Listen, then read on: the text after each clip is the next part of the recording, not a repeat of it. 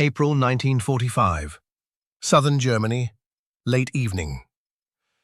General Patton was riding back toward headquarters after inspecting forward positions. His route carried him past a field hospital, set up inside a converted German schoolhouse. Darkness was settling in. The sun had dropped below the horizon maybe 20 minutes prior. Patton's driver was about to pass the building when Patton spotted something on the ground near the entrance. He ordered the vehicle stopped, stepped out of the jeep, walked closer. There were men lying outside the hospital, not sitting, lying on blankets spread over bare dirt in the cold April air. Patton approached them. 14 men, all wearing American uniforms, all wounded. Bandages wrapped around arms, legs, heads, blood soaking through gauze. Every single one of them, black soldiers. Patton turned his gaze toward the hospital behind them. The building glowed from within. Through the windows, he could see beds occupied by patients, medical staff moving between them. White soldiers inside, warm, treated, beds, medicine. Black soldiers outside, cold, ignored, dirt, nothing. Patton crouched beside one of the men, a corporal whose leg was wrapped in heavy bandaging. Underscore, quote, underscore, 0, underscore, underscore. The corporal looked up, spotted 4 stars on Patton's helmet. His eyes went wide. "Sir, they said the hospital is full, sir." Patton glanced at the building again, then back at the corporal. "Full of what?" The corporal hesitated. "Patients, sir. White patients?" The corporal said nothing. He didn't need to. Patton rose to his feet, looked at the other 13 men stretched out in the dirt. Wounded American soldiers who had fought the same war, bled the same blood. And they were sleeping outside a hospital that had beds inside, because of the color of their skin. Patton turned to his driver. Quote 3. Quote, the driver sprinted into the building. Patton remained standing with those 14 men, waiting in the cold beside them. A confrontation was building. Before we go further, subscribe. These are stories from World War II where the most critical battle wasn't against the enemy. It was against the people who were supposed to be on your side. The hospital commander was a major named William Hutchins, 12 years in the Army Medical Corps.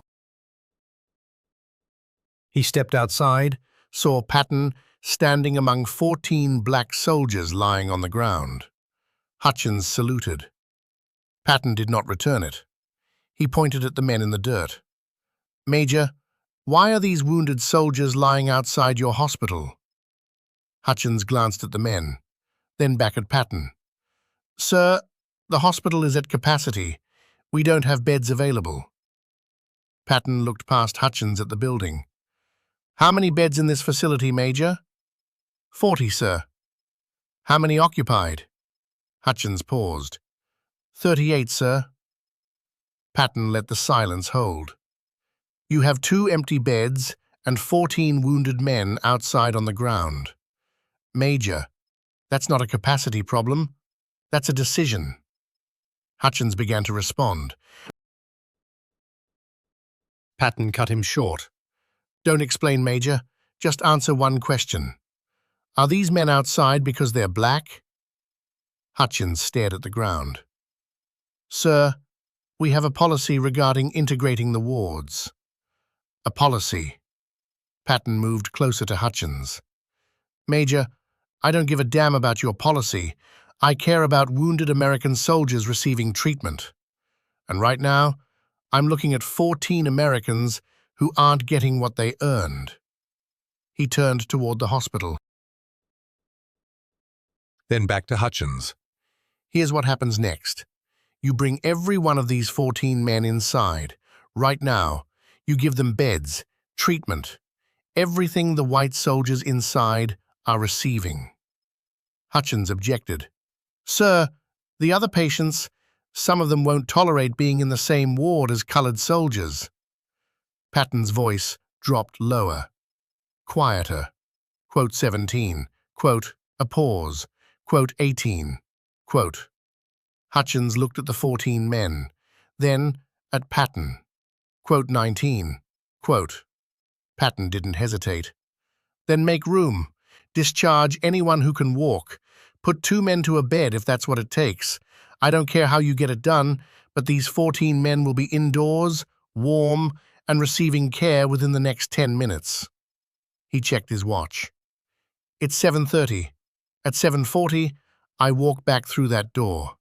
If even one of these soldiers is still on the ground, you lose your command. Reassignment to a latrine detail. Are we clear?" "Major?" Hutchins held Patton's gaze. Quote 22. Quote 23. Hutchins turned and sprinted back into the hospital. Patton looked down at the 14 men. Quote 24. Quote, one soldier, a private with a bandage wrapped around his head, spoke up. Quote 25. Patton fixed his eyes on him. Quote 26.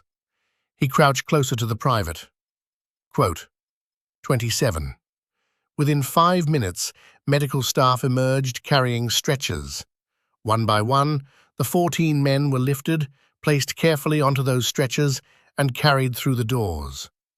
Patton watched every single one go in. When the last soldier disappeared inside, Patton followed. Inside, chaos. Beds were being shuffled, rearranged. White patients who could walk were being discharged. Others were being doubled up, and those 14 black soldiers were finally being given beds, blankets, actual medical care. Some white patients were visibly angry. One, a sergeant, arm hanging in a sling, marched up to Major Hutchins. Hutchins opened his mouth to respond. Patton stepped forward first. The sergeant's eyes locked onto the 4 stars on Patton's collar. The sergeant stared at the floor. The sergeant turned and walked away. Patton remained at that hospital for another 30 minutes. He made certain all 14 soldiers were settled, comfortable, and receiving proper treatment before he stepped outside. Then he pulled Major Hutchins aside. Hutchins nodded. Patton surveyed the hospital one final time. 14 black soldiers in beds, finally receiving the care they were owed.